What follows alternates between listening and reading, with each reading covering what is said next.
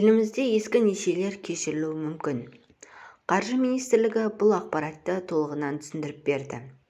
Хабар 24 арнасының мәліметінше, Қазақстанның бюджет кодексіне үмітсіз берешек түсінігін енгізіп, ол бойынша кредитордың талаптарын тоқтату ұсынылды.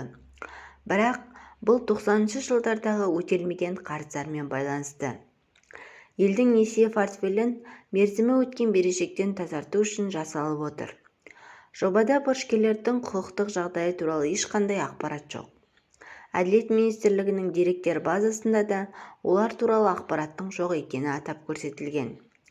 Осыған байланысты қолданыстағы бюджет заңнамасы аясында бар берешектерді өндіріп алу, сондай-ақ оларды есептен шығару бойынша одан әрі жұмыс жүргізу мүмкін емес делінген хабарламада. Қаржы министрлігінің ақпаратына сенсек, әңгіме халыққа берілген несиелер туралы емес, 90-шы жылдары тікелей бизнеске берілген бюджеттік кредиттер туралы болып отыр. Мемлекеттен алынған қандай соманы есептен шығаратыны әзірге белгісіз. Бір анығы, қарыз алушылармен растайтын құжаттарды іздеу жалғасып жатыр. Бірақ жыл басында қарыз шамамен 120 миллиард теңге болған, ал үкіметтің талаптарын тоқтату заңмен белгіленбеген деді.